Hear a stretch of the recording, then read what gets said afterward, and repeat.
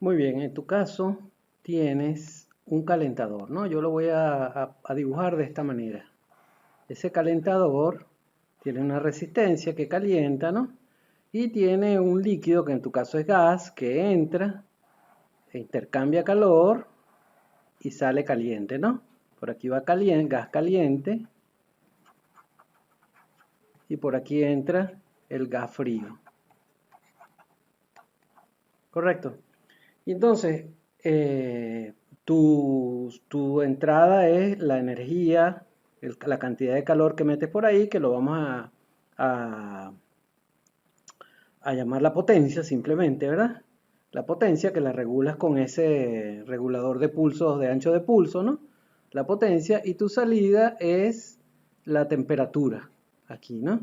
Que en realidad, la temperatura del gas, que en realidad no es la temperatura, sino el cambio en la temperatura, ¿verdad? O sea, yo quiero elevarla a 20 grados, 30 grados, 40 grados. Entonces, ahora vamos a las curvas, ¿no? Entonces, lo primero es que tú puedes hacer un experimento, por ejemplo, ¿no? Y vamos a suponer que lo tenías aquí en 50% de potencia, ¿no? En la resistencia y la pasaste de 50 a 70%, ¿no? Es decir, que diste un salto, un escalón, lo llamamos nosotros, de 20, ¿verdad? El escalón o el salto es de 20, ¿no? Y la curva, lo que salió cuando tú graficaste el incremento de temperatura, ¿no? ¿No? Te voy a hacer dos curvas a propósito, ¿verdad? La primera curva que te voy a hacer es, aquí tiene tiempo y aquí tiene temperatura, ¿no? Y entonces imaginemos que él empezó que el gas estaba a 40 grados, ¿no? Y subió a 75 grados, ¿verdad? Y la curva, imaginemos que te dio así, algo así, ¿no? O sea, la curva a lo mejor pues algo así, ¿no? Y broma, y terminó aquí después de X tiempo, ¿no? Vamos a suponer que después de X tiempo se estabilizó y se quedó estable, ¿no? Vamos a llamar a este tiempo T, ¿no? Esa es la primera curva. La segunda curva, perdón, ¿no? En vez de hacerla contra temperatura, yo la voy a hacer contra delta T, ¿no? Aquí la variable es aumento de temperatura, ¿no? Y aquí sí está el tiempo igual, ¿no? Y entonces empezaste en cero, porque tu cero es 40 grados, este 40 grados, el que empezaste es tu temperatura inicial, eso es cero, ¿no? Y la temperatura subió hasta 75 grados, es decir, el cambio de temperatura fue 35 grados, ¿verdad? Y entonces, bueno, tienes esto, ¿no? ¿Quién sabe cómo? Y así, ¿no? Y aquí está, el cambio en la temperatura fue de 35 grados, ¿no? Esta última curva es quizás la curva que más que a ti te interesa porque tú estás controlando sobre eso, ¿verdad? Entonces, bueno, ahora vamos a responder a tu pregunta, ¿no? Tu pregunta era, déjame cambiar un poco aquí el tamaño de la, del canvas, ¿no? Vamos a ponerlo en 4000.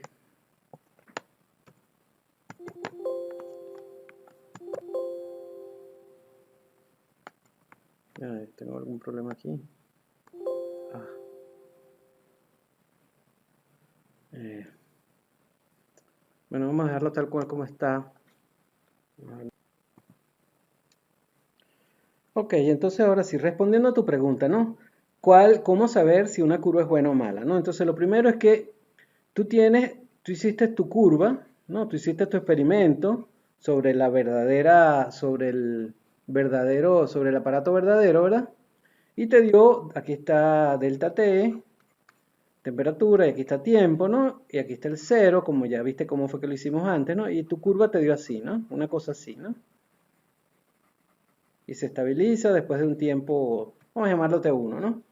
Y tú tienes un modelo, ¿verdad? Que fue el que sacaste de tus ecuaciones diferenciales y tu modelo yo creo que es un modelo de primer orden, ¿no? Un modelo que tiene alguna constante K1, la derivada de delta T con respecto al tiempo es igual a la potencia que entra menos una constante K2 por delta T, algo así, ¿no?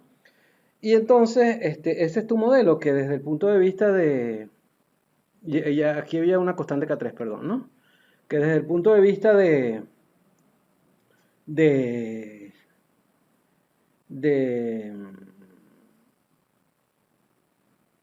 simulación, desde el punto de vista de simulación, desde el punto de vista, perdón, de sistemas de control, ese es un sistema de primer orden, ¿no? La función de transferencia de ese sistema es K3 sobre K1S más K2, ¿verdad? Esa es tu función de transferencia, un sistema de primer orden. Y bueno, está muy fácil, ¿no?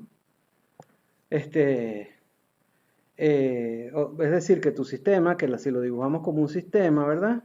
Aquí está tu calentador o lo que sea, como lo llamemos, no me acuerdo cómo lo llamamos, ¿no? Que tiene K3 sobre K1S más K2, esa es su función de transferencia, y aquí está la potencia, y aquí está delta T. Ese es tu sistema. Y entonces, bueno, tú sacaste los valores, de alguna manera sacaste los valores de K1, K2 y K3, ¿verdad? Y entonces, a ti te dio, vamos a hacer la gráfica, cuando tú haces la respuesta de ese sistema con los valores que hiciste, tú ves que la gráfica te da, y aquí vamos a tener que usar otros colores, ¿no? La gráfica te da así, ¿no? ¿Ok? Te da así. Vamos a ponerla bien estabilizada, ¿no? Y entonces, si la comparas con la que te dio en la gráfica, y imagínate que la otra te dio así, ¿no?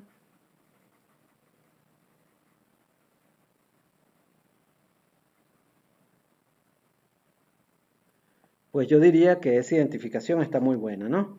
Si por el contrario, te hubiera, si tú identificaste, hiciste un experimento y te dio así, ¿no?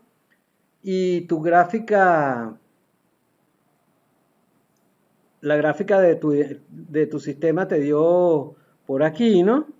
Pues yo diría que está mal, ¿no? Ahí, en este caso, tendrías mal identificada la ganancia. Sí, por ejemplo, pero como te digo, es una cuestión subjetiva enormemente, qué es lo que es bueno y qué es lo que es malo. En cualquier caso, tener un modelo cualquiera es mejor que no tener ninguno, ¿no? O si te dio, por ejemplo, eh, la otra cosa es que vas a hacer un modelo ITAE, ¿no? Para hacer un modelo ITAE necesitas un retardo. Y entonces y tú lo que tienes es un modelo de este tipo, ¿no? Dijimos que era K3 sobre K1S más K2, ¿no? Y entonces vas a tener que conseguir un pequeño retardo, ¿no? Un pequeño retardo para poder usar las fórmulas de Itae, ¿no? Eso tampoco sería muy difícil porque al hacer los ajustes, si tu curva, digamos, para que si tienes bien identificada la ganancia y tu curva te dio así, ¿no? Al añadirle el retardo, vamos a ponerlo negro, ¿no? A lo mejor tu modelo con retardo es algo así, ¿no? Y entonces yo diría que eso está también bastante bien.